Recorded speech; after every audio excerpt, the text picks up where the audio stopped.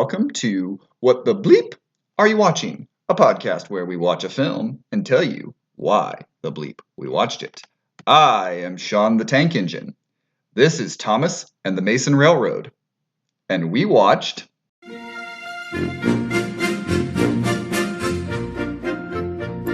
He's a really useful engine, you know.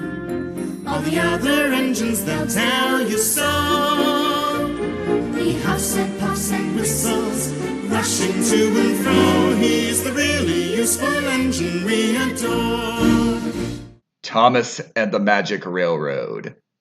Yay! I'll be quiet. That was a genuine yay. We are celebrating He was Thomas. Just This quiet.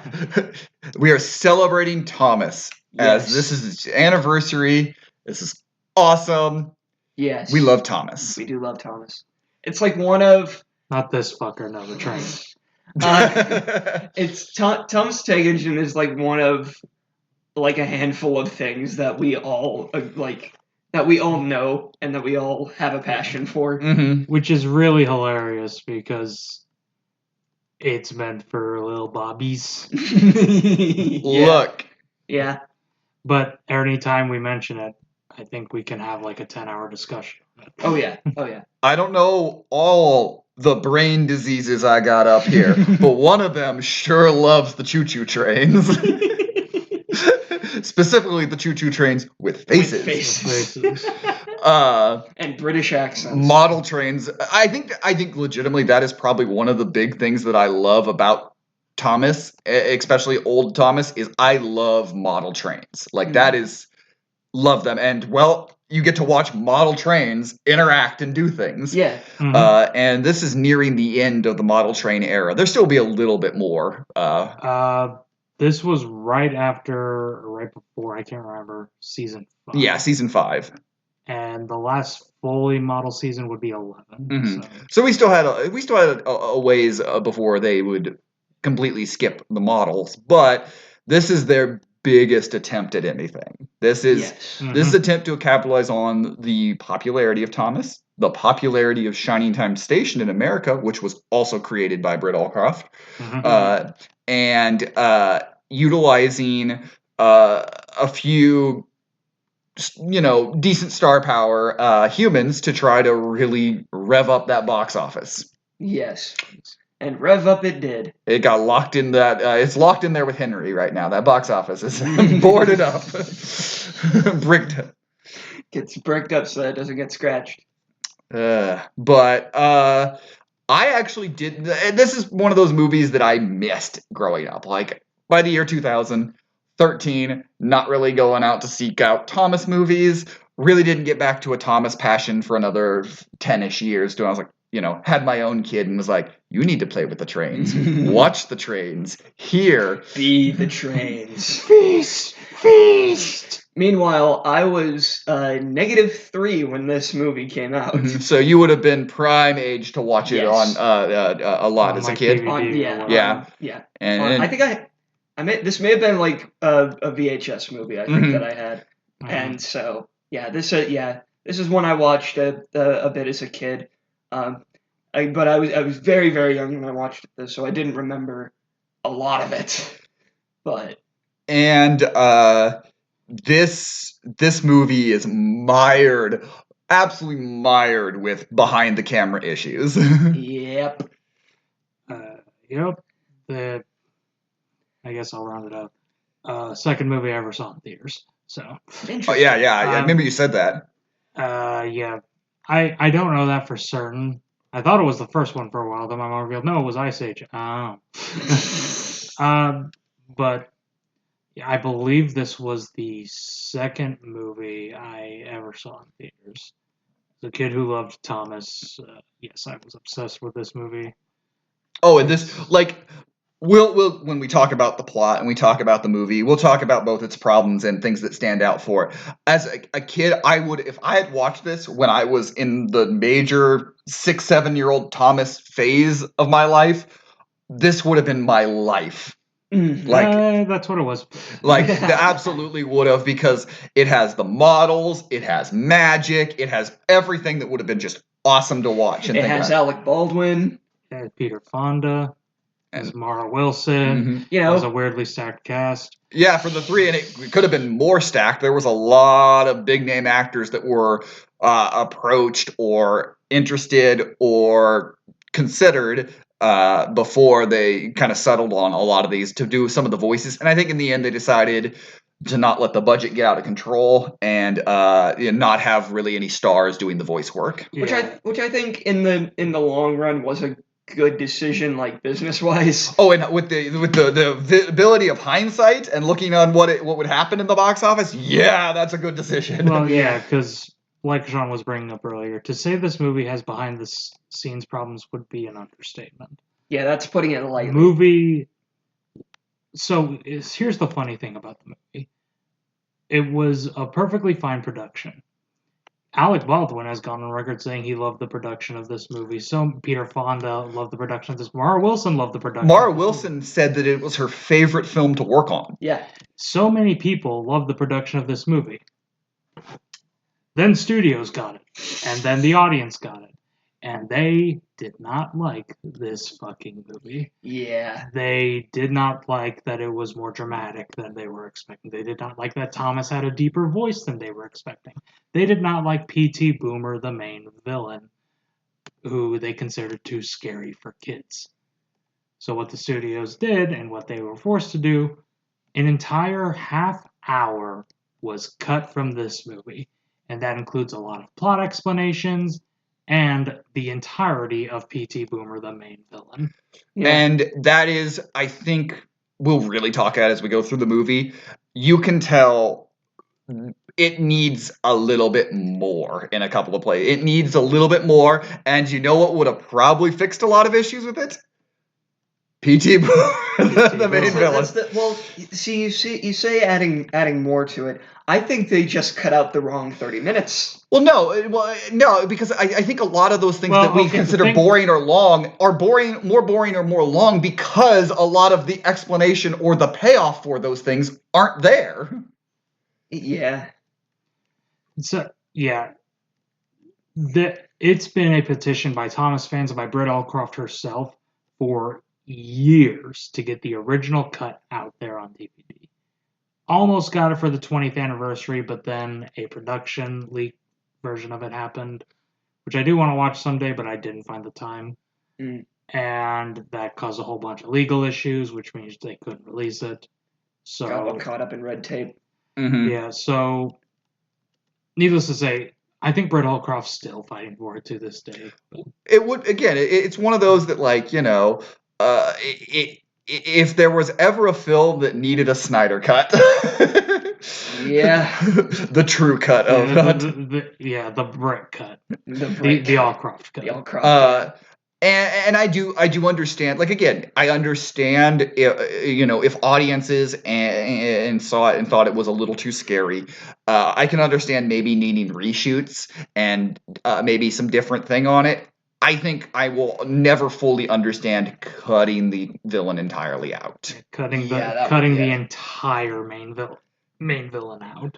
Because, again, while Diesel 10 is an enjoyable, interesting, goofy villain who does attempt murder several times, but at the same point, he doesn't carry the villain story of this. He doesn't feel like a villain. Mm-hmm. And he feels like the second in command. He feels like the Starscream. To what P.T. Boomer's Megatron would have. Mm-hmm. Yes. And again, I have not seen the production cut. I do not know if P.T. Boomer's like the greatest character or whatever. He could be shit. I don't know. But again, just cutting him out altogether is a baffling decision. It is. And it's one of those that I think the movie, and again, spoiler alert for this, I love this movie. Like, this movie, even watching it as the first time as an adult, I loved this movie. This movie was awesome. It made me smile so often. That is also the Thomas fan, and I have train covered glasses that are absolutely tainting my view on it. Glasses. But that being said, you can absolutely tell the flaws that are there that would not necessarily resonate with an audience. That I wonder if. That I think unfortunately the reworking probably hurt as much as just releasing the original would have. Like, I can't imagine that if, considering what it made and everything it ended up, you're going to tell me the original wouldn't have made the same amount of money? Yeah. Yeah. I do think that's fair. Again, production issues. This movie's layered. It's probably one of the most fascinating behind the scenes stories of any movie we've covered. And we've covered the goddamn Super Mario Brothers movie from '93. In which I think we summed up, hey, there were production issues. All right, now on. Yeah. But I mean, if we talked at all about the movies behind the scenes issues, that would have been its own episode. Probably the same with this. But yeah, it's got so many different things and a lot of different issues that led into it. But what we did get on the screen, I enjoyed, and I'm excited to talk about. Critics didn't, but no, critics did not, and I can see it. Again, I understand a lot of the flaws. Like, we may be very mean to Mason, and Mason being the low end on it. How dare? But I can see the them. flaws are visible. They are very visible. Let's not beat around the bush. The flaws are very visible. Very, very visible. But I think there is enough magic in this that make it work. I do think that's fair. But anyway, shall we jump into the plot, or does anyone want to talk about any other side things? I mean, I'll bring it up when we jump into the plot. Okay. So. Yeah, I'll reserve my overall opinions for the end. Watching this movie with Thomas was a joy, because basically, that the Two Towers, when everyone points out, hey, Vigo broke his toe at this point, that was Thomas in this movie all the time, and it was awesome. Time, yes. Every viewing needs at least one person that's like that, I think. But we get You're welcome. We get the opening credits, and Thomas gets his own billing, right up there with our big actors, Thomas the Tank Engine. Yeah. Pretty famously in the movie, Alec Baldwin is Mr. Conductor, who takes over for Ringo Starr and George Carlin from the original Shining Time stations. I think everyone has their preference.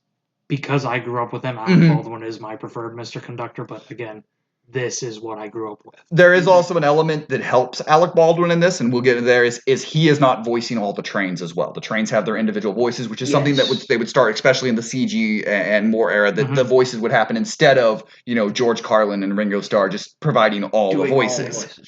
And so I think there's some of that attachment that I have, that they were just telling the entire story, and everything was them, that will always attach. But yeah, no disrespect to Alec Baldwin in this. Oh, no.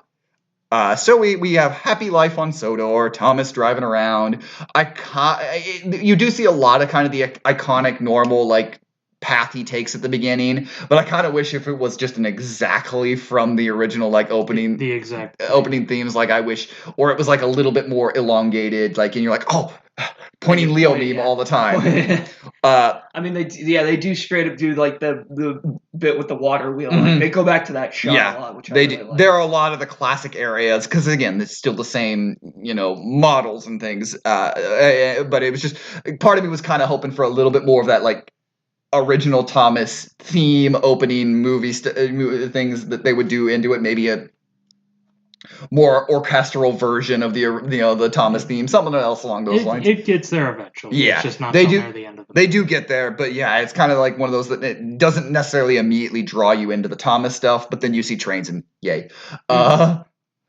We have Thomas pulling in to one of the stations, and chastises him for being late. Because Gordon's a prick. Gordon's entire purpose in this movie is just to chastise Thomas. That is his entire. To be fair, is a lot of his purpose. It's true, and again, with a movie, they did, and I think the right thing. They do pick and choose which engines get focused on, and it's Thomas. I was going to say, it makes sense that the engine they focus on the most is Thomas. But it's almost like his name is in the damn movie. But, Percy, Toby, and James do get roles in this movie. But Gordon and Henry are just kind of resorted to a couple little theirs, and Edward, whoop. Edward's fucking god. Yeah. Harold and Bertie have more lines than Edward, which I did find a little weird, but... Yeah. And interestingly enough, this was... Remember in the Batman vs. TMNT episode where Mason had to point out a lot of the TMNT references? I'm going to be pointing out a lot of production issues in this movie. Because when Thomas looks at the sign, says Sodor Railway really reliable and right on time. There's a little note underneath it that says sorry for construction issues. Guess what? That was a plot point that got removed because BT Boomer was blowing up goddamn railways with dynamite. Why do you think his name was Boomer? Oh. Yeah. That's really clever, actually. I like that. Yeah. One thing immediately here in this conversation between Thomas and Gordon that immediately tells you it's different from anything we've ever seen is they reference Mr. Conductor. Mr. Conductor is not just this like benevolent god watching over and just telling stories. He has interacted with the trains, and they say that Mr. Conductor is coming. Mm-hmm. And that is immediately something. It is interesting that they decided to go with Mr. Conductor as the character, I think because of Shining Time Station, instead of trying to cast someone as Sir Topham Hatt. I don't think that would have worked. The only thing I could see is possible by speaking. The only thing I could have seen is like maybe a John Goodman as a Sir Topham Hatt. Mm-hmm. Even then, I don't know if I would have liked that. That's probably the one thing that I would change about like. I go ahead and bring it up now. Like we see Alec Baldwin's character, we see Mr. Conductor, and later on when the daughter gets introduced, we see them interacting in the Thomas world. I think I would have liked it more if when they went into the Thomas world, they turned into little wooden people. I think I would have liked that more. But it is something that the later, especially the CG stuff, will continue doing. Is Mr. Conductor? They would have cutaways. Mr. Conductor would do silly things, for a kids show. But anytime he talked to Sir Topham Hatt, he'd like pick up a phone and you'd hear, and so that actually all comes from this. Mm. This is the introduction of a lot of what kids now watching Thomas are used to. Like this is normal stuff now, but this movie started a lot of these things. That's true. Diesel 10 we get introduced to. He comes blazing through, kicking up dust and everything, and he's a big sort of like grayish green type engine with a big. So I think we said when we did our Thomas tiers list, I think we talked about it there. The Diesel 10 design is so good. He's a very good design. Really well designed. He doesn't really do much in this movie, though. I mean, we'll get to that anyway. We'll get to that. And blazes through, and this is kind of where the movie, this early introduction, not bad, everything right here. This is kind of where the problem is with the movie is that it is two separate worlds that we have immediately trying to define, and everyone coming in knows the Thomas world already. Mm-hmm. They have to spend a lot of time setting up and talking about. As we go to Shining Time. Because only Americans knew Shining Time Station. And so we have a lot of characters are thrown at us, a lot of things happening. For our purposes, the basis is Shining Time exists. The conductor is there. They have trains going to and fro, but only the conductor really knows how to get to Sodor of Shining Time. And Shining Time is the connection to Sodor. And I think that's probably something that I personally would change a lot about this movie is at first I was like, well, I would just cut Shining Time Station out completely and make it just Sodor, but I was like, that wouldn't really make sense. I think I'd probably take less of the focus off of Shining Time. I don't mind the focus on Shining Time. I just wish it was still a little more Thomas oriented. That not necessarily everyone knew, but there's more to it. Like the Shining Time Station show was one of my favorite shows growing up. Like that is. I had the Thomas VHSs, but PBS, I would watch Shining Time Station all the time when it was airing. Loved Shining Time Station. And one of the things was it was basically the woman is back playing Stacey Jones. There we go. Stacey. I couldn't think of her name off there. Same actress from Shining Time Station. She's back. In Shining Time, basically, they have purchased and owned this station, and trains come to and fro. And she has a kid who doesn't know what to do, and just eventually meets Mr. Conductor in the mural. He comes out and tells stories of Thomas. The thing about Shining Time Station is it's never really clear if Thomas is really real. Or if it's just this magical conductor telling them stories and things like that. It's a very fun little show. Then they have other things going on, things like that. And I think they maybe did occasionally reference to a train coming through that was named it, but you never see anything because it's just a one set pretty much show. So when you incorporate that up to a whole world here, which is what they're doing on Shining Time, there needs a lot of explanation for it. They just kind of gloss over some of the things because they are everything is focusing on conductor more than anything. Mm-hmm. Which again, I feel like is also a product of that 30 minutes that got cut. Yep, absolutely. Yeah. Because I think right here, if we were setting up the conductor and the villain, I think a lot of the stuff would make a lot more sense, but instead it's just a lot of like, do you remember Shiny? And I mean, look, I'm full Leo pointing meme at all the cool Shiny Time Station stuff. It is interesting how the mural is only shown just a little bit when it is this huge thing in Shiny Time. It takes up a whole wall, and like it's a thing they like. You see it a lot instead of just kind of like there. It's like all these trains coming in, but that's where the Mr. Conductor lives, and he's going to be going off to. Sodor. Going to Sodor because Sir Topham Hatt's taking a holiday, so Mr. Conductor has to fill in for him, which is interesting. Interesting way to take it. When we go back to Sodor briefly, we have James and a fly, and he and Thomas are talking about being really useful. In both capitalized. Yep. Really interesting. This is one of the few versions where the original is there. Sorry. Mm-hmm. And also the original voices of the characters, which were very different. Mm-hmm. Diesel 10 has a Brooklyn accent in this. He had a thick Russian accent in the original cut. Which I think would have been better. Personally. I think so. I honestly think it would have. One of the things, I don't think Diesel 10's voice is bad by any stretch of the imagination, but it is very, by the end of the movie I was going, it's very Jim Cummings, goofy, like villain It sounds voice. like Pete. Yeah. It doesn't sound very threatening in any way. Thomas, I forget who did his voice, but I prefer his voice. It's deeper for one thing, which I don't need Thomas to have like fucking Christian Bale voice or whatever, but I do kind of prefer him having a bit of a deeper voice because I know Thomas is kind of supposed to be a kid, but I've always kind of pictured him as like kind of an older kid who's just kind of... I've always pictured kind of like that 10 to 12 range, kind of like that on the edge of teenager type of kid, because I always picture Percy as the really young one, and then you have Thomas is the kid, you have Edward who is like the teenager, and then Gordon and Henry are... I've always pictured them as being like, adults, but they're not really, like not quite, like they're adults in age, but not necessarily in maturity. So what you're saying is Percy's Dewey, Thomas is Malcolm, and James is Reese. Yes, that is exactly what I'm saying. Would that make Gordon Hal? I was going to say, no, Henry would be Hal. Henry would be Hal. Gordon would be Lois. Yeah. James was voiced by Michael Angelis, who was the British narrator after Ringo Starr left. And I love Michael Angelis' voice for James. Yeah, and I think that was something we immediately noticed in this is James's voice isn't great.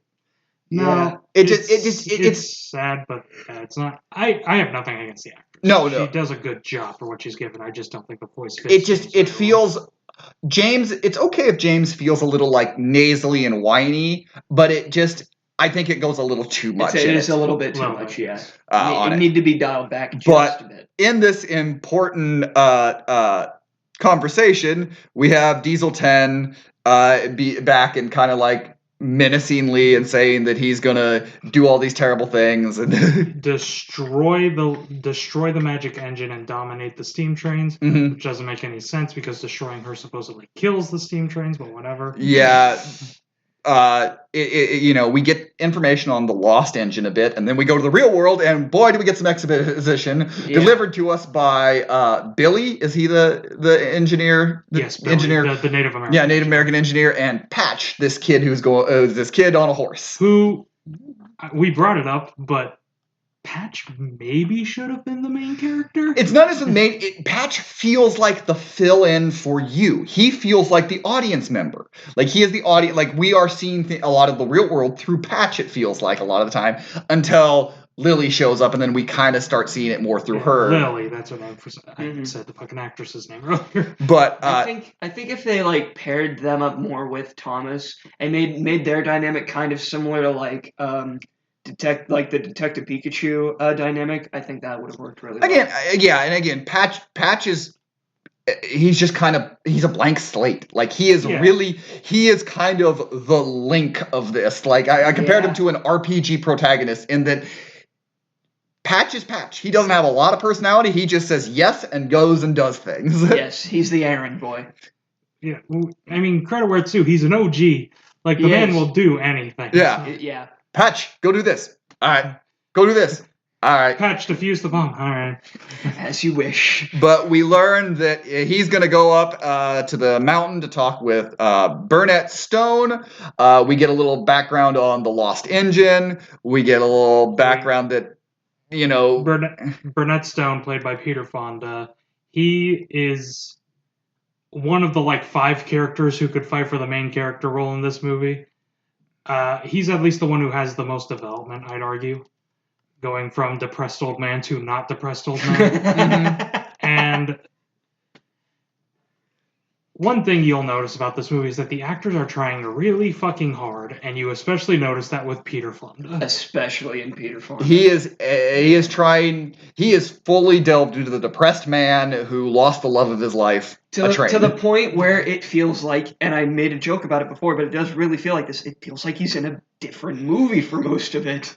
Because the thing is, he really only interacts with children. It isn't until he gets on the train at the end that it feels like, oh, he's in this movie. Because the whole thing with Burnett Stone is that he lost his wife and lady, the train, in the same crash, which gave presence to the theory that the wife was reincarnated in the lady, blah, blah, blah, blah, blah. The man lost everything in a single crash, which, again, the original cut was caused by P.T. Boomer, causing even more rips. This would make sense, and I think this is where we can really tie into the original one. Why does Peter Fonda's character feel so out? Because he's the only one in this tone. But if you had a villain in there in the tone and the real world was still more of this tone, it would make sense. Yes. But it's just him because everything else is still goofy, Thomas silliness. Yeah. All the tone is whimsical except when it's Peter Fonda. Yeah. Yeah. And again, I don't mind it because I think it's good because Peter Fonda's character is depressed, so it makes sense that. It makes sense in the character and everything in it. It just doesn't make sense in the rest of the tone. In the rest of the movie's tone. Yeah, it's just very different on it. But we learned that he, as you said, lady was crashed by a diesel, is what they say in this. Which I'm sorry, I'm really sorry. If you notice, they're focusing on Patch when he says that because they had to ADR it in. Because in the original cut, he says P.T. Boomer. Yeah. So, wow. Yep. 100%. You can tell so much of that is ADR'd in, because there's just a lot of shots of him wiping down the train, and can you tell they cut out the main fucking villain? Look, I really want to say, to me, I don't fully there are some silly, goofy sexual innuendos you can go from some of this because it's a kid's show and that happens in almost every kid's show. Yes. And Dirty Brains get a hold of it. But I want to say that I think the direction to Peter Fonda was you need to make every time you're rubbing the train as sensual as possible because that's what it is. It's not and I think it's trying to portray a loving sort of thing, but it is very he is caressing that train all the time. I was gonna make a comment, but I don't want Thomas to kill me, so I'm just. You still might. You have time. I was gonna say you never know, but again, we're sorry. This may be a long episode. I fully expected it to be one of the longer ones. Peter Fonda, Burnett Stone's character. The thing that I do like about this character is that it is ultimately the story of loss with him. It's the story of loss and finding new family. Oh yeah. It would be a story that would be well told, but the problem is it's story number 6? It is the story they push to the back burner. It's really hey, we just need here with Lady because we need to get the magic train eventually. Because Lady is, I don't want to say a Deus Ex Machina, but she's the MacGuffin. Oh, she's 100% the MacGuffin. Honestly, the magic dust is also kind of a MacGuffin at this as well. A lot of Mr. Conductor is a lot of it is he's just there to again because Mr. Conductor was always just kind of a removed from narrator. So just throwing him into this and not really changing a lot of things actually is one of the storytelling detriments of it. Is there should have been a little more set up for Mr. Conductor into the world with this, compared because he never was and really isn't ever again truly part of this world aside from little cutaways. It was a very different take on it, which again a take I like. It just doesn't always have the intended development for it. Right. When we go back to Sodor, Diesel 10 has no time for the names of his minions. Instead of Splatter and Dodge, he calls them Splodge. And legitimately kind of funny. I accidentally invent ship names. Yeah. Which is not, I think, the intention, but that's what happened. And one of the big reasons that Sir Topham Hatt is having Mr. Conductor come there is he does say you need to work with Diesel 10. Like, Sir Topham Hatt was nervous about Diesel 10 right now and everything. So partly why, even though he's going on vacation, he wanted someone there to watch is because of Diesel 10. Because I think Sir Topham Hatt would have been like fine with letting, the drivers and stuff like that take care of it. Mm-hmm. The issue is that Diesel 10's there. So he's like, shit. We find out that the journey for Mr. Conductor is getting bumpier and bumpier as his magic is running out. Mm-hmm. The gold dust, which, as Sean said, is MacGuffin number 2. Mm-hmm. Sparkle, sparkle, sparkle. We also have a quick cutaway to Burnett again, basically for him just to be like, I failed you, train. I failed you. You want to sum up most of his scenes. It's him being really fucking depressed and shining his train. Being really sad, shining down his train in a cave while sad music plays. Now, all of this has happened. Now, let's introduce the main character. We're what, 20, 30 minutes in? Which is one of the narrative problems of this movie. Is that a lot of it is tried to be told by a narrator, and then sometimes it just stops because the issue is, I don't think they knew who they wanted to be the main character. Mm-hmm. Well, again, the original cut they did, they wanted Lily to be the main character. But in the recut, it makes it like Mr. Conductor is the main character, which would be fine, but then we focus on Lily for such a huge amount of time, and it ultimately feels... I'm the only one who's seen it. It kind of feels like Horizon, where there's like 3 different big plot points coming together, but the difference is that's a 3-hour part 1 of an epic. This is an hour-and-a-half kids movie. Mm-hmm. An hour-and-a-half kids. This is also because this is where they're introducing Lily, right? Mm-hmm. It's just in New York City all of a sudden. Yeah. It's just like, what the hell is going on? They say, here is Lily. She knows magic.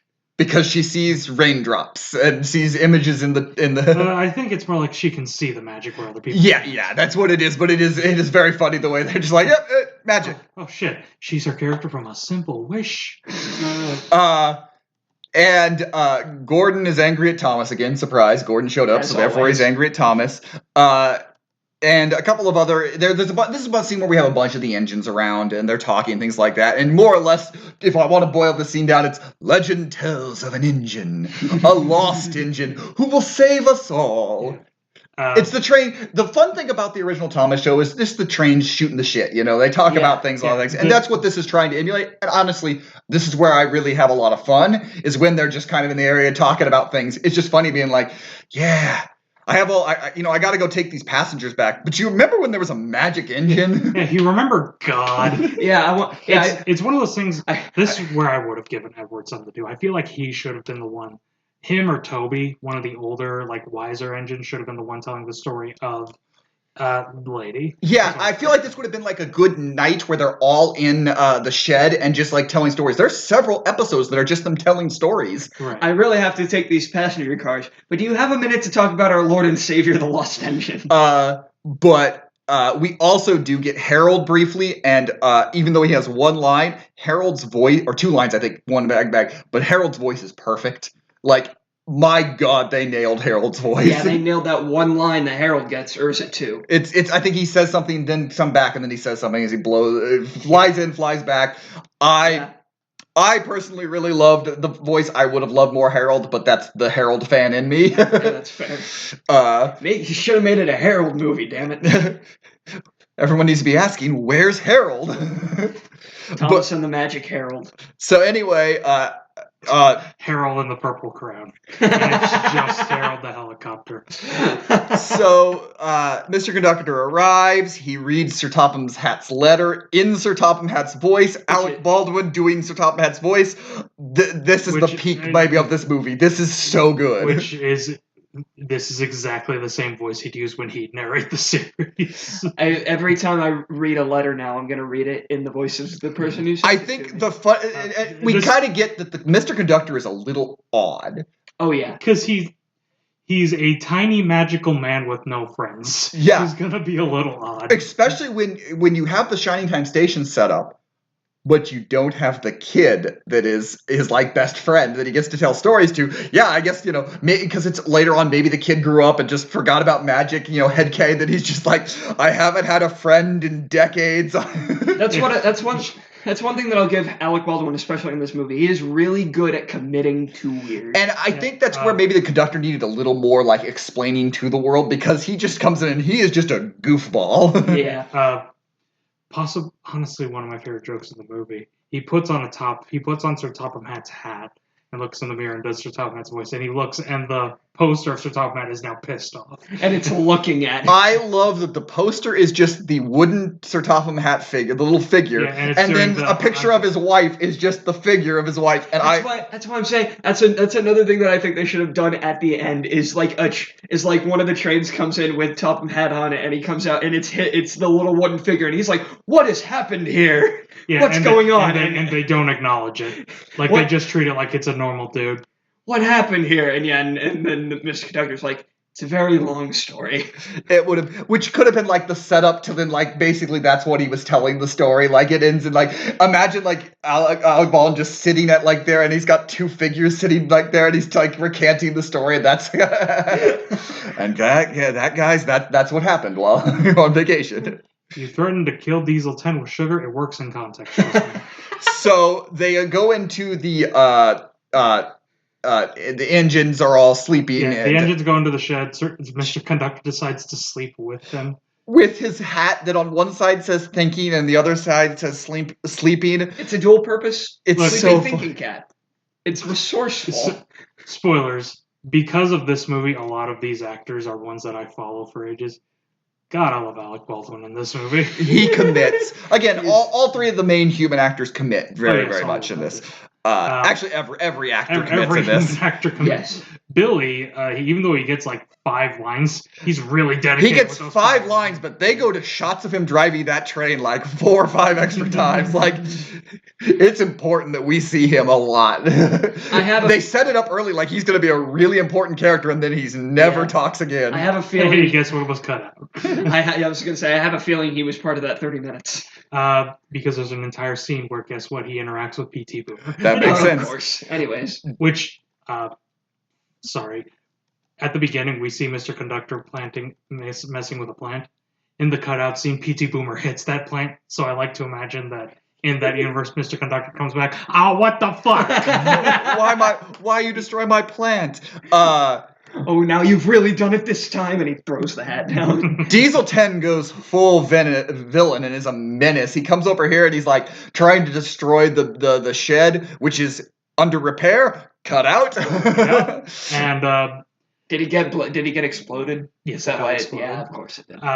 Either got exploded or don't quote me on this. I think they cut out that a huge storm had just happened, so it could be either or. Anyway. Storm chasing Thomas. I'd watch that. Actually, yeah, I'd watch the fucking shit out of it. I mean, it's Thomas. In fairness, we'll watch anything.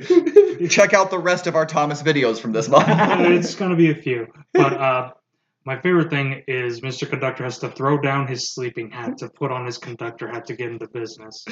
And he threatens to kill Diesel 10 by throwing sugar into his fuel tank. Which, yes, is a real thing. Oh, yeah, absolutely a real thing on it. I feel like putting sugar in any fuel tank would do. Yeah. Well, yes, but that's the thing. It's also, this is an important scene because it's basically Mr. Conductor revealing, I don't got my magic right now. Yeah, because he tries to get away, and nothing happens. And Diesel 10's like, you're out of magic, twinkle toes. He says that a lot. He does. I honestly like, look, the sparkle jokes in this almost always hit. Like, I like the idea, and again, as we said, this universe, all of them know Mr. Conductor and have interacted. That's why he can tell all these stories, is because he's been there and he's talked with them. And I like to imagine that some of the stories have been told to him by the engines, and then he's just recanting being like, here's the stories. He's telephoning it. Yeah, like some of that. So maybe there's things. Then we get a scene that I'm interested, because it's his nightmare. And a lot of his nightmare feels like what would have been cut out and everything, because it's all about Shining Time being destroyed, and like, well, that ain't happening anywhere in this movie. Yeah, I feel like in the movie we get, it's supposed to represent like his fear of if he doesn't get the gold dust back. but it doesn't add to anything because Shining Time is never really in danger. Shining Time is not in danger in a lot of this, and this is again the villain was cut out, and this movie really needed someone on each world working together to mess up both worlds. It really needed that. This is also the first time that we see Chekhov's falling bridge. Not quite yet. Well, I guess in the dream we do. Yeah, you're right. Yeah. Is it this one or the one he has later when he's laying down in the fields? It's when he actually. It's when he actually is maybe, but it's when he crosses the bridge when he mentions I saw it in a dream. You know. But we'll get to that. Also in this scene, Percy's freaking the fuck out because Mr. Conductor talks in his sleep, and he's like, "Oh God, why am I the only one awake?" It is, Percy. The Percy only gets really used to freak out in this movie. Like he's sent to be scared, and all this is Percy.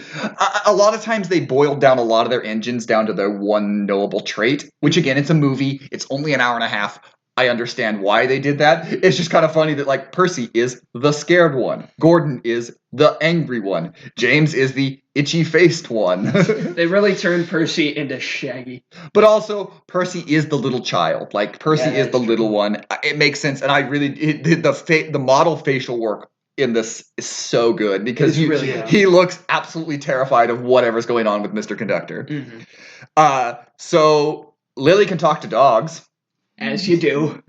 Again, I think some of the setup with Lily... Lily is an interesting character. Because it's just like she believes... she's a kid that just believes magic. Which I've always thought is a way you would tell... How you would tell Thomas is... We're all in a world where nobody believes in magic. Someone who does will see Thomas. Mm-hmm. And it fits. It's just... They don't really do a whole lot besides like... Yep, she see magic. And this dog that... knows Mr. Conductor and didn't want him to go is now leading Lily onto a train to Shiny Tide. Because he got bad vibes. We then have... Which they do mention earlier that he and Stacey Jones both have bad vibes with Mr. Conductor leaving. Yes. Which, again, I feel like is something that they would have built on more. Built on more if there was a villain on that side, yeah. It's just, unfortunately, that's just kind of a leftover side effect of, scrubbing out the villain. Mm-hmm. You want to make a game, put down a tally mark every time that we say, likely in the original cut or was probably cut out. It's going to look like an insane asylum. They're just on the walls. So, the next scene is not much, but just, what does the other 30 minutes mean? We have a book being read, and it's called Romance of the Railroad. It's being read by Peter Fonda. It's being read by Bernard Stone. He just pulls it down from his fireplace and starts reading it. I wonder why people get a lot of weird train love between... I just imagine that if this scene kept going, he would have started reading the book to Lady. Honestly, I would have loved that if he was sitting reading it out loud. That's the alternate version of the scene they should have done. Is it cuts to him finishing reading the book to Lady, closing it, putting it on the shelf.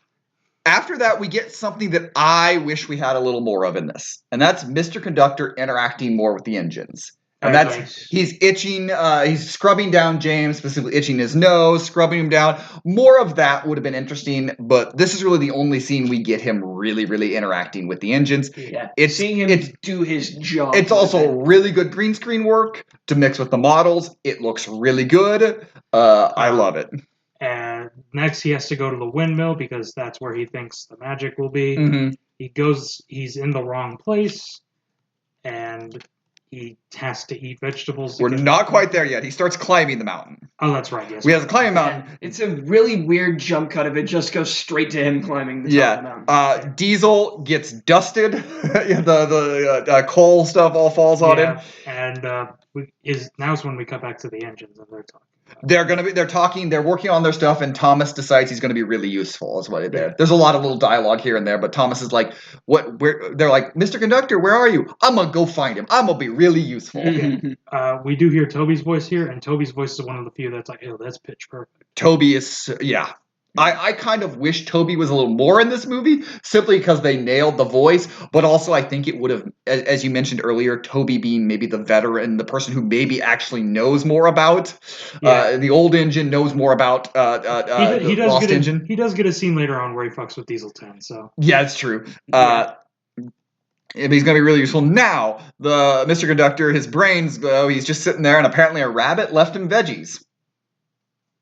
Okay. Yeah. This is just and again, there are scenes where he talks to the screen almost in a kids young kids show, like a Nick Jr. show, like Door. Yeah, something like that. Very Blues Clues. This feels very much like that. And I think this is probably something they added in because of the darker tone initially, and they were like, "Oh, we need to make it a little lighthearted. Eat your vegetables and spout random words." Which, not gonna lie, part of me wishes that he went like full Hercule Poirot, like pacing around, cape blowing in the wind or whatever, while he's piecing the mystery together. It does hilarious. It does the Sherlock thing where all the numbers float around him. But he gets the idea. Beach. I need to the beach. We go to the beach, and this is where we meet Junior.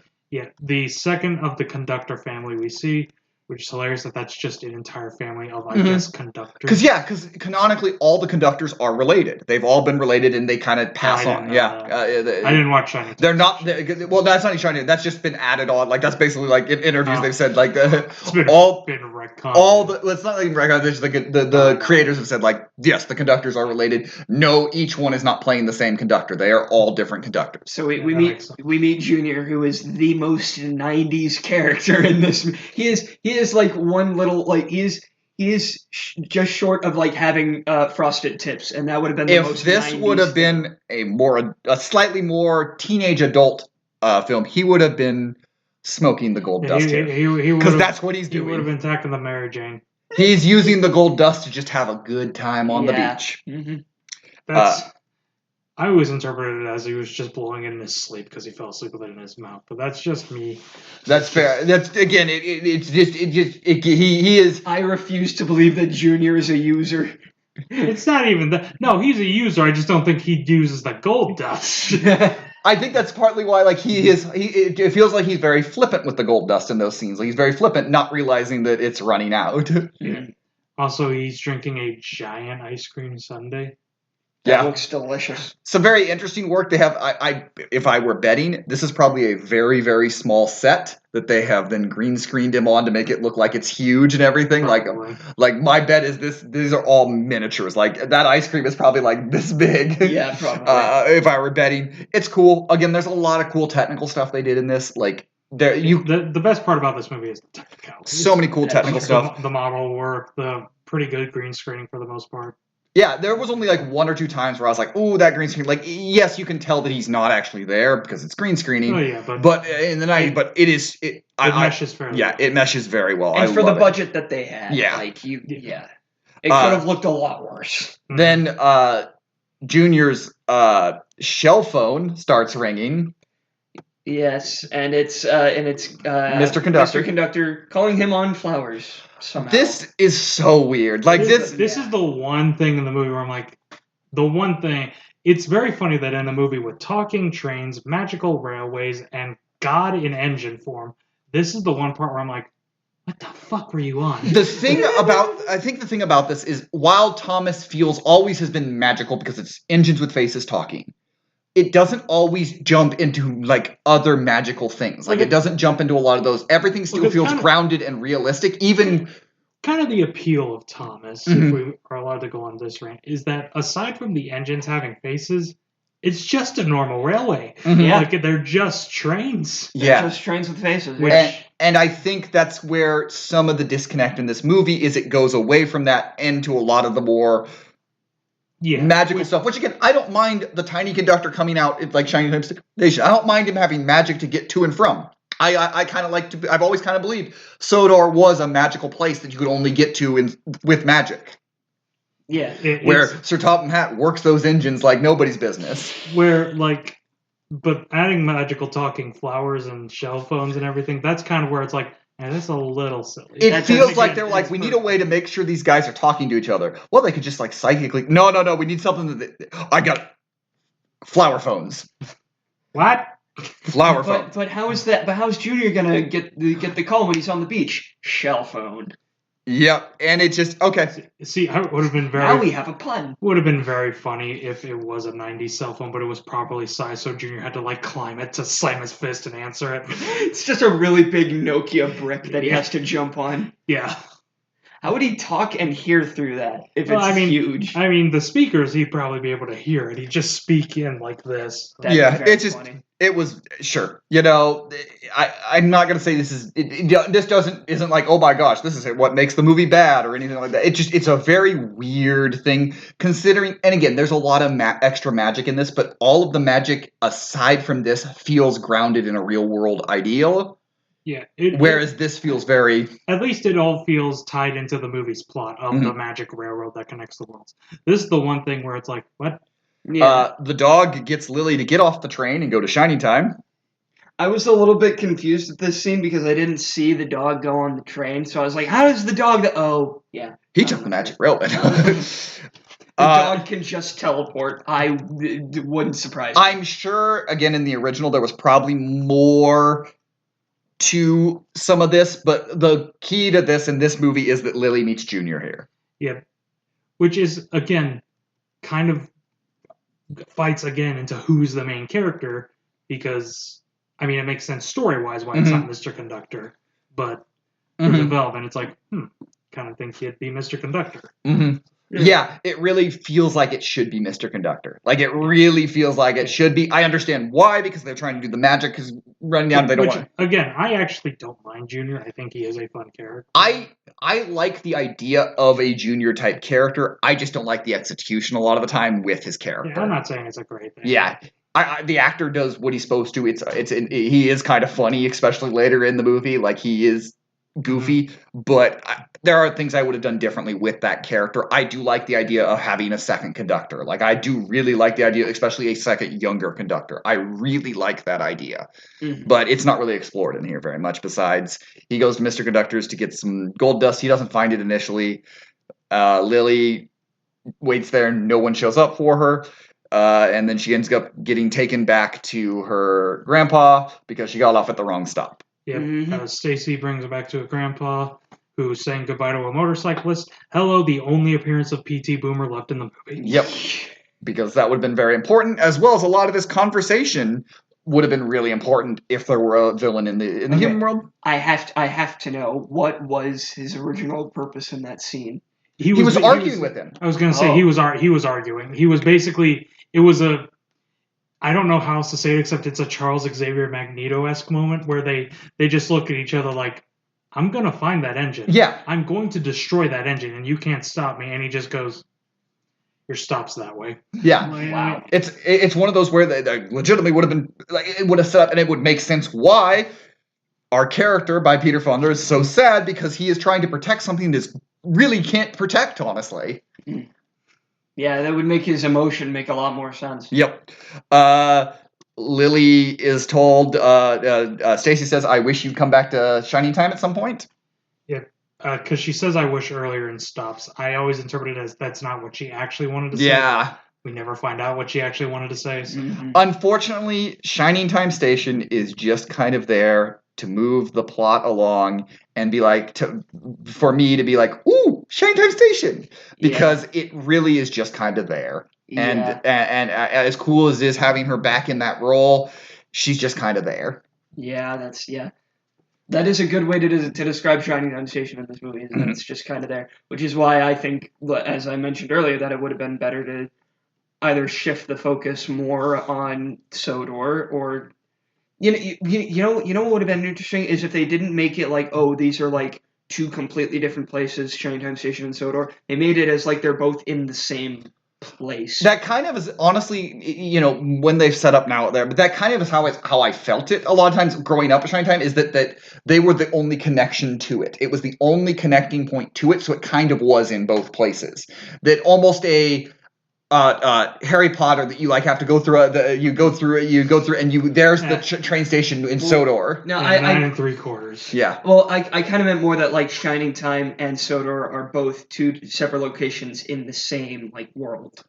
Yeah, like Shining Time is just another stop like Knapford. Yes. Well, that's I say again. Now, if that was the case, I mean, the entire movie wouldn't happen. Yeah. So that is true. It would have been a very different movie. I just wish, again, because they're setting up with the Magic Railroad is more of the connection between the two, and it kind of takes away kind of Shining Time's just there is a railway station in the real world where Mr. Conductor lives. Like, that's, instead of being kind of that place where it is in both worlds, and it is a station in both worlds where both trains stop at, that I've always kind of felt like it was. But what it's fine. It is definitely. I love seeing Shine Time Station. It made me happy, so there is that at least. That's fair. That's fair. We get some eerie train toots in the night. Trains that go toot in the night. That's what we hear. Yeah. Percy and Thomas are talking, and they're like, there's this place with bumpers, and I think that might be the entrance to the Magic Railroad. The magic buffers. Don't tell anyone about it. Toby walks up. Yeah, Diesel heard everything. Yeah. Toby's like, but I'll go investigate. Don't worry, I got this. Yeah, I love Toby here. Toby might be one of my favorite characters in the movie because he so doesn't give a shit. He's like, Diesel won't mess with an old engine like me. He doesn't think I'm a threat, dumbass. He doesn't think I'm very useful. Yep. And we get Pinchy going wild in this, which is his little grabby thing. Which made me wonder, like, is Pinchy like a separate entity that's just attached to Diesel 10? Or the way I interpreted it is Diesel 10 is crazy, and some of his crazy leaks out into, like, he thinks that Pinchy is his own thing, and it's kind of his separate, like... Okay. I like that. That's kind of the way I did it. That's funny. That's what I'm betting it is. We have Henry needing special coal, so Thomas is going to go get the special coal for Henry. It's 6 trucks, and then one ends up falling into the magic. Well, before that, Diesel 10, when Pinchy attacks, it collapses everything on it, so Diesel 10 is kind of taken out of commission for a little while. That's right. Which, fun fact, by this point, Henry had crashed the flying kipper, which means he would have been rebuilt and not needed special coal anymore. So his continuity is ruined. Fuck this shit. 0 out of 10. Cannon ruined. Thomas goes and collects the trucks of special coal. One is missing. Yeah, Birdie has 2 moments. His earlier moment when he wants Thomas to race with him, and Thomas is like, no, I gotta go find the conductor. And he's like, well, does that mean I win? Yeah, and then this one where he's like, hey, Thomas, you and your 5 cars. 5 car. Oh. Oh, no. Not a lot really happens for a little while, but Thomas decides to go off again to go find Mr. Conductor.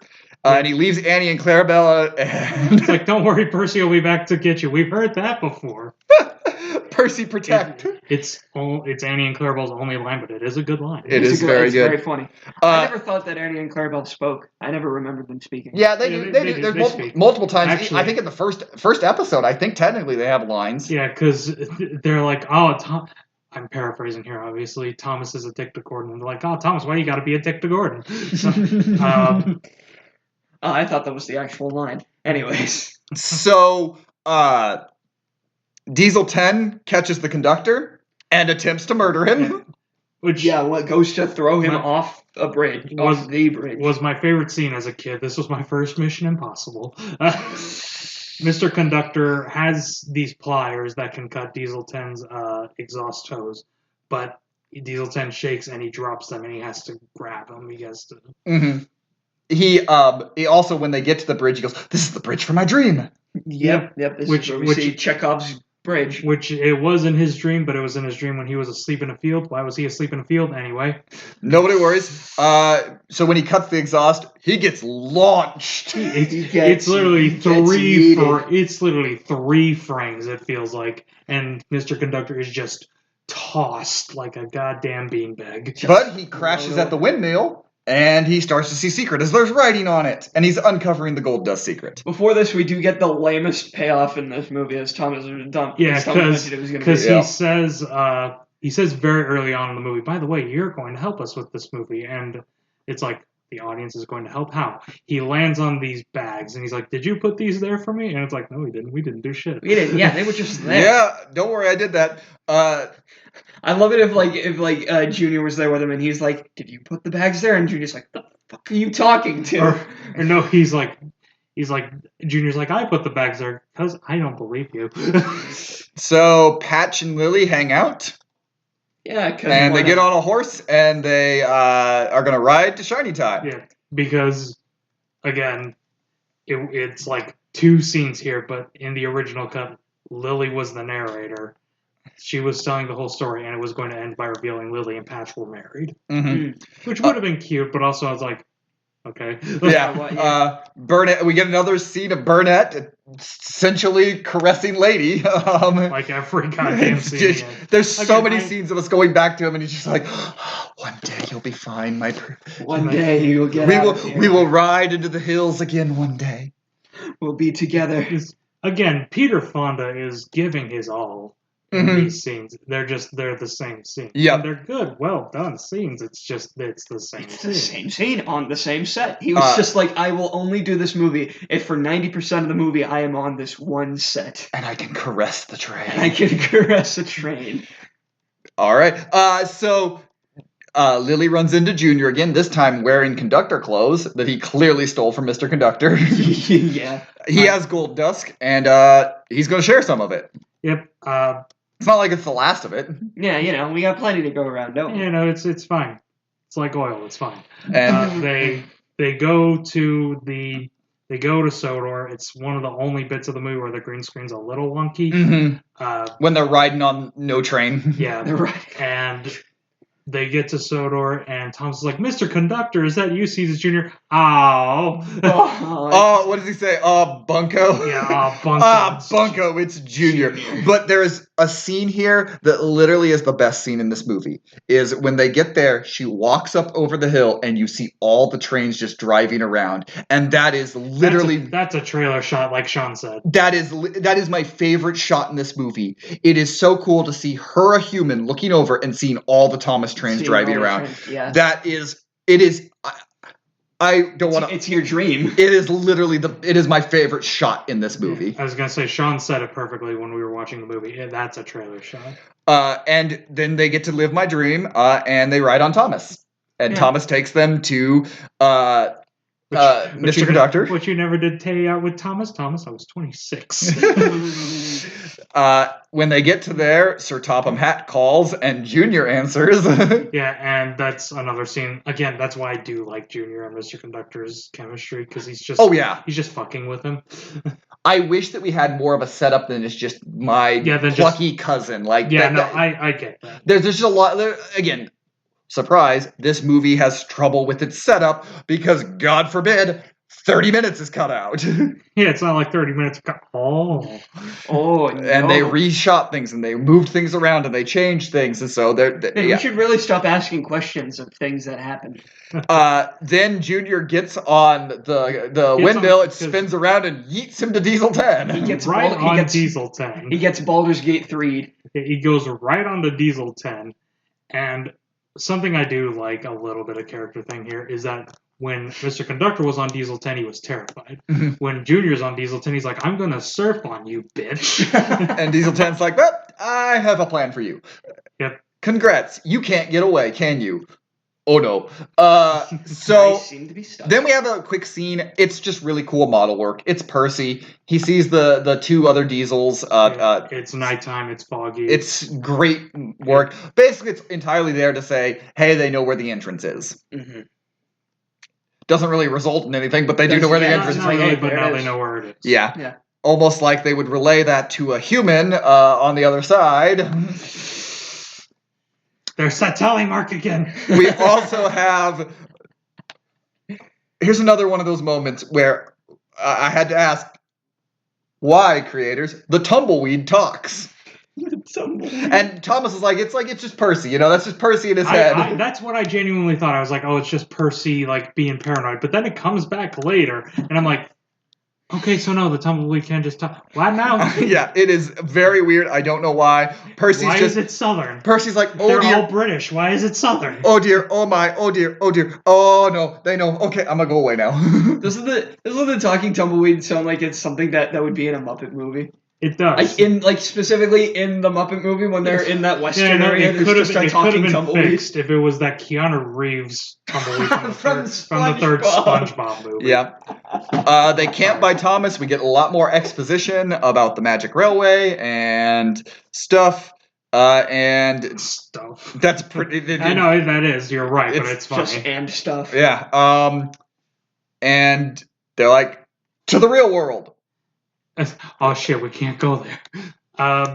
The movie cuts to the real world. Once again showing Bernard Stone in his depressed fucking cave, in his fucking depression cave. But don't worry, Thomas, he knows where the Magic Railway is. Yep, Lily's gonna ride with him. And we're off to the Magic Railway. This is I don't remember if we're at that scene yet, but when they go into the Magic Railway, it is far and away one of the best musical cues in the movie. It is so good. It's the orchestral version of it. He's a really useful engine. Mm-hmm. That's when they exit it, to be fair, but it's in the same. The thing about this is, unfortunately, for a show that has some very iconic little themes, the music is kind of forgetful at times in this movie. Now they have cutaway actual musical numbers, which I think are all really good. They have songs like that music play in the yeah. background, and I like almost all of the soundtrack is kind of forgetful. Mm-hmm. One of the songs almost makes me cry exclusively because of nostalgia. So yeah, Thomas gets to the real world, and Lily jumps off to go run to her grandpa, and Thomas, oh no. Guess what else was in the original cut that caused that? That's right, P.T. Boomer. Yep, it is very weird. Like it just collapses. Like someone else was there, wasn't it? Because P.T. Boomer blew it up with dynamite. We go back to Sodor. Diesel 10 has launched Junior onto James and is now threatening to melt them. As you do. One of the only scenes, I'd argue one of the only scenes in the movie where Dieselton is actually threatened. It's one of the only scary things they kept. Yeah, because he's straight up threatening to kill them. He's pushing James closer and closer to the smelter's pit. Mm-hmm. Yeah, it's very great. It's a really cool scene. Basically, Junior has the last of the gold dust, and he uses it up to save him and James. And basically lands there with Mr. Conductor, and he's like, "Good seeing you, James." What? Just okay. Yeah, James kind of leaves. Like his line is like, "Okay, see you later." I would have had James' line be, "What?" A lot of this happened, and I think a lot of this is that the other this. As much as this movie is a Thomas movie, there are a lot of times where it is not really a Thomas movie. No, the trains are just there to deliver. One of the main issues with them. Deliver messages or just be like, huh? Turns out Lady needs coal, and they now have special coal. So Patch, go get those special coal. Yep. All right. Cool. And Burnett is he is not at all convinced that he can do it because of the crash years earlier. He's like, I can't do it. I can't. It's not in my bones anymore. I can't do Sodor anymore. It all ended. I can't go back. And but he can. He can go back. And he does. Oh, this is also where we get Thomas going down the hill. That was when he fell down the hill. He falls down the hill and goes into the Magic Railroad because there was another hidden plot earlier. There's another hidden line that you only see for a split second on a map. Of course. Yeah, because they talk about what are these lines? Yeah, they talk about what are these lines. Yep. Yeah. Hey, Billy had some use. because kids are going to pay attention to that. It's one of another complaint about. I don't mind it because obviously. Yeah. I loved it as a kid, but I will admit for a kids movie, this is a very complicated plot. I also when he went down, I said. I was like, wait, there's another Magic Railroad? And Thomas was like, remember the map? Oh, yeah, the map. That's right. Yeah, the map, yeah. I did like immediately. Is a kid going to be like, oh, yeah, the map? I show for like 3 seconds. I mean, I imagine, like, if you're a kid, you're probably watching this with your parents, like, what happened? And the parents, if they haven't been bored out of their minds in their seats, probably like the other map. You have to shake him. Lady gets a face. Lady, as we go into the Magic Railroad, gets a face. Which was very funny because Sean was talking about earlier, like, how I would do a Thomas movies. In the real world, they don't have face, and so do they do. And I was just like, wait. And we get this. But I guess it's because Lady doesn't have magic, but like Thomas came into the real world and kept his face. But he has the magic. He has the magic coal. This is one of two scenes that almost makes me cry, and not even for nostalgia. This is just a wonderfully delivered line by Peter Fonda. All the tunnel goes green. All the Magic Railroad goes green. And he leans down and goes, the light's green for you, lady. And it's like, that's such a good goddamn line. That is so really good line. And it's delivered well. Like it is such a good line. What's he say after that? Like green for victory or something? Yeah. Green for glory. Green for glory, that's right. So good. So good. Would have had even better payoff if they were doing it after running away from a villain. Anyway. Yeah. Yeah, you say that, but in this climax that we're coming up to, P.T. Boomer was on Diesel. Mm-hmm. Yep. That they're going in, I assume chasing P.T. Boomer is where... No. Would he have gone in first, or were they going first? I believe he went in first, but then the chase would happen where he's trying to kill Thomas and Lady, and he would have been on Diesel 10. Yep. And that's what we get to. Splodge, come and destroy. Nah, I don't think so. I feel like it. We do get. Just me later. Look, I know that they're model trains and they're on tracks, and you can only do chases so well. Honestly, they did a really good job shooting this chase here. Yeah, this chase it's a very good climax. It does have you can see how far away they are. You can oh gosh, Pinchy could grab Thomas at any point. Mr. Conductor. Lady is a slower train, so like it is you do feel a little bit of the tension. It's a well shot presented, especially with the models. I do think they could have done this would have required like some more some very tricky stuff with the model work, but I think there is a way they could have ramped up the intensity a little bit, like having them going around the turns so fast they go on a little bit of that, or having that you maybe know that the tracks are going from 2 to 1. 2 to 1, yeah. It's it's something they would do honestly better later in the CGI era, because in a lot of the CGI movies there's a chase climax, because hey, that's what you can do with you can do that more with this, and especially Sodor: Legend of the Lost Treasure has a phenomenal one. So. Lady crosses the bridge, it starts crumbling more. Thomas, but he gets across, and this is the payoff for Chekhov's bridge. It barely keeps way for Thomas. Peter Fonda yells, "Well done, Thomas! Well done." I don't know why, but I really like that line. It's just very nice. It's very nice. It is very nice. I questioned it at first because I was like, well, Thomas didn't really do anything except go across the bridge. But he got across the bridge. The bridge, when there is literally just metal rails and nothing below it. And Thomas, how the hell did Thomas get across? Because he's a fucking tank engine. He's lighter. And he went fast, got through. You saw how it bends. Yeah, it bends. It's all about to break. Plus, this hopefully will be the second to last one. In this chase, when Diesel 10 says, "Now I'll get you Burnett Stone," and Burnett Stone goes, "No, you won't, because the magic you refuse to believe in will get the better of you." Who do you think originally had that line?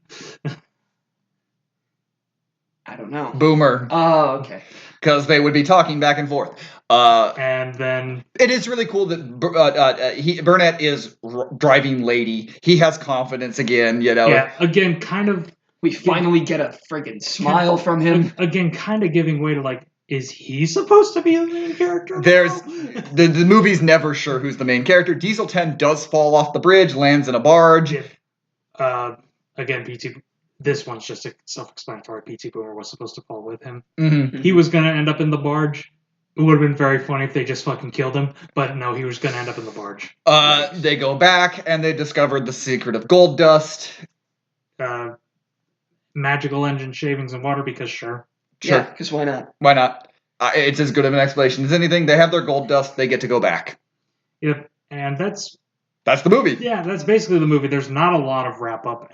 We have a little wrap-up of things are good, fine in Shining Time, which again, if you had the villain there, it would make sense why Shining Time is the wrap-up. Yeah, and Matt says, "Now we can all go home just like Thomas." Mm-hmm. And he rides off into the sunset. Yep. Mm-hmm. We also have a brief shot of Mr. Conductor feeding his plant flower food, and he pulls out an ice cream cone. As you do. Because I guess he was feeding his no notes. Ice cream. Perfect. Junior left it in there. The funny thing is, he's putting the flower food into it, and he's looks at it, goes, and he's just got this face of, what? Something we did miss. Mr. Conductor, I don't think gives up his duties, but he's like, hey, there's another railway, gives his hat to Junior. Mm-hmm. Junior's ready to accept the responsibility. Junior puts it on. Junior puts his hat on sideways because he's a fucking nerd. Yeah. Because he's from the 90s. He's totally radical, dude. And the movie ends. No, he's not. And the movie ends with a beautiful song.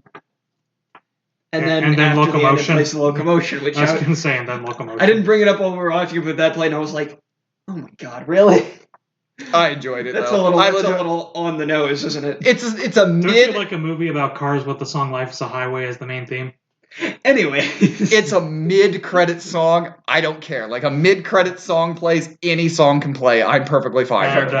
And we do get another cover. The song that almost makes me cry because of nostalgia is "Shining Time." This is your Shining Time. Mm-hmm. We get a cover by a female artist. I forget who was supposed to be the original one, because again, originally Lily was supposed to be the narrator. Yep. The movie's messy. That's the best way to say it simply. The movie is messy. The movie is a messy movie that's not very good, and I love every fucking second of it. Here's the thing. I will even push back a little bit on the not very good thing. I do understand, even if I take away the nostalgia and the love for Thomas, I think it's that I see the good movie, consistently the good things in there, and maybe I'm in awe of the technical aspects of things. Maybe there's other things, but I do still see what they're trying to do. It's very messy, so I can understand why a lot of people would not review this kindly. I can see it because of all those things. I just am able to overlook and see a lot of what they were trying to do and a lot of the stuff and enjoy it. It's similar in a way, very odd question. It's similar to The Dark Crystal. I know that movie's not the best movie in the world plot-wise. It's a very generic plot. But I give all the credit in the world because of the technical aspects, and I can overlook it because of these technical aspects and the great world it creates. There is a good movie in here somewhere. If anybody finds it, let me know. I think that's the thing that Cars. Yeah, I think that's the thing where the three of us have a little bit different. Is like Thomas and I can kind of find the good movie in there. We have to dig a bit. We have to look, and we sometimes have to put on some serious nostalgia goggles. Oh yeah. But we can find it. Mason really wasn't able to find it. I will acknowledge that, like, somewhere deep in here is a well-made movie, and I think maybe if you add the other 30 minutes into it, or if you cut out a different 30 minutes, it would click for me. It's just this version of this film does not click. I think, and I can imagine another version of this movie. This will lead great into our questions, but I think the biggest thing is they cut the 30 minutes out and didn't put a new 30 minutes back in. I think that's the biggest thing. Yes. And I think it honestly was kind of a bias at the time where, like, kids' movies can't be over an hour and a half as well. Yeah. Which is stupid. Yeah. And again, I have no problem with an hour and a half movie. Like, I think you can tell the story tightly, and I think if they had maybe cut a little bit down before, got down... I think there is a way to tell this story in an hour and a half. This is just, even though I do like the movie, this isn't the way to tell. No. Because it feels more like they cut stuff out and didn't fix the things that they cut out. They said, well, the story will be fine without these things. Yeah. And unfortunately... I imagine that was probably because it was a very late thing. Again, the movie was basically done. Yeah. So that will lead us perfectly into our first question. We ask of every film that we watch, how does it hold up? You guys answer first. I still I can answer pretty good. Technically, it holds up great. As Thomas said, there's really only one scene where the green screen looks a little wonky. The green screens look good. The model work is great. The shots where you have humans and trains together and models, I think, are fantastic. It feels the magic there. It pulls it all together. Technically, it holds up incredibly. Story-wise, and some of the themes don't always hold up on watch. Acting holds up outstandingly. Like, legitimately, the acting is good in this movie. They know what they're doing. There are things. It is a messy movie. So I think there are things that hold up great in this movie, and there are things that just fall apart but I don't think any of that is necessarily, they probably fell apart when you watched it in 2000 in a theater. And that's what I'm about to say. I've said it before. This movie holds up perfectly because I'm pretty sure the exact same problems it had back then are the exact same problems it has now. Yeah. And nothing has really aged badly about this. No. There's nothing that has aged badly. There's no badly timed joke that you're like, ooh, that's not going to age well. There's no weird, there's really nothing in this that I feel like this could come out tomorrow and I'd be like, yeah, that's still a modern movie, you know? The issue, again, it's the same problems it had back then. It's that story and the jumbled mess that it ended up becoming. And I think it also is at a time where CGI was becoming prevalent. And so, like, there's a lot of elements that it does. I think Mason, when we finished it, said, that movie feels like an early 90s movie in a lot of ways because of that. And I think that's because at the time, as CGI is prevalent, it does feel kind of like it's an older movie, even when it came out. And I think that's like my thing with this question is that, like, it is a very well made 90s movie. Like, I can, like, that's just for me, like, this feels like a product of the 90s, and it doesn't really feel, it doesn't feel to me, at least, that this could have been made at any time. Even though it came out July 2000. Fun fact, the day we're recording this is July 25th. Guess what the anniversary of this movie is? July 24th. Or no, it's... Yeah. Is this 25th today? 26th today. It's 26th. Okay, well, the anniversary is the 25th. Yeah. Oh, okay. So we were real close we're a to day off. watching it on the anniversary, but yeah, I think we all kind of summed it up there. Like it has flaws. It has very apparent flaws, but I think that none of them are because it doesn't hold up. No. Yes. So, our second question we ask of every film that we watch: what can modern films, or just films in general, what can they take from this? Model work. Well, yeah. As simple as that. Like, the model work in this movie is fucking stellar. Model work, yeah. And I think it takes something very similar. I've watched a lot of behind the scenes on, like, the original Star Wars trilogy and what they did with models and how they brought people in and matte painting. Same things with, like, the Indiana Jones movies.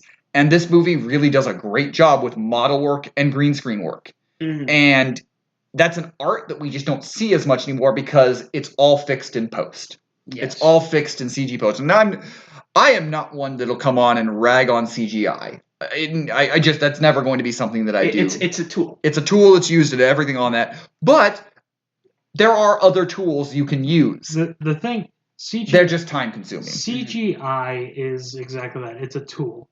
But it's a tool that you can get overly reliant on. And that's kind of my issue. I think, yeah. I don't care. Obviously, you got to CGI the Hulk and Thanos duking it out because that wouldn't look as good on models. You have to CGI, Deadpool getting his heart ripped out and growing back. You have to CGI all that shit. But a lot of times it's like, yeah, well, CGI a bear. Why do you have to CGI the bear? You don't need to CGI the bear. Just get a fucking bear. Just get a bear. And I think it's like I brought it up. CGI is a tool, but I think more and more it's being used as a crutch. I think it's less of a. I do kind of agree on it, but here, this is where I'll push back on this, and I think this is what my take from this is. Movies take time. Yes. And when we had things like model work and things like this, we knew that it was going to be a multi-year investment in the effects of a movie. Yes. Modern movies, especially using CGI, studios expect that to be a 2 or 3 month job.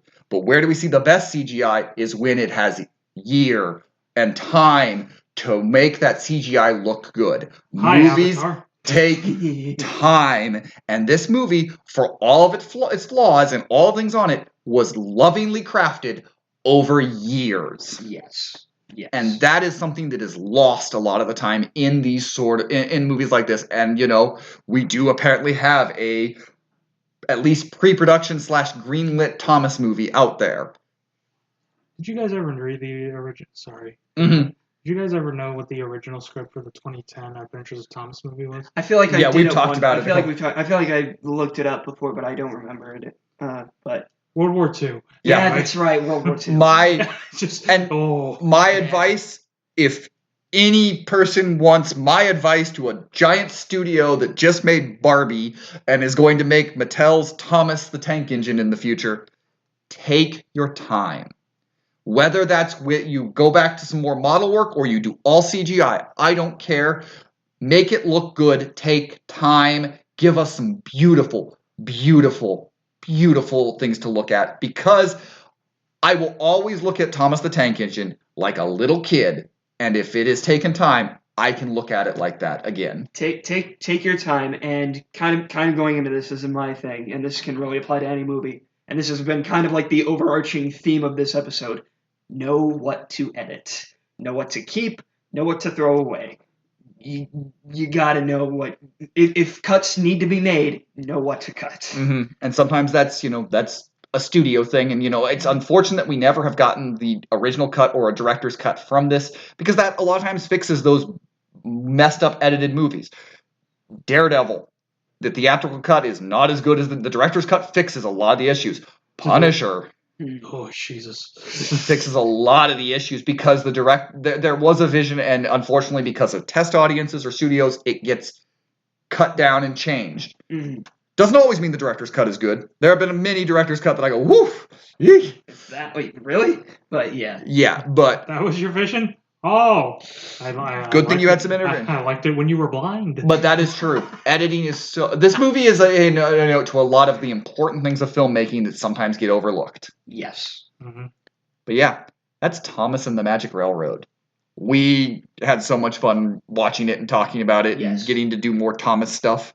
Look forward to tons of stuff from Thomas on our Patreon, on our YouTube. I think this is the only thing we're going to put on the main channel, but if anything else does, you can type an email to bleepyouplaying@gmail.com and be like, Sean, you said there was only going to be one thing. How dare you? You lied. But we're really excited to be able to celebrate Thomas and kind of its first and only at this point real attempt at a big movie. And this was fun. So look forward to more stuff from us. And season 4 just around the corner. Yay. So we'll be back next time.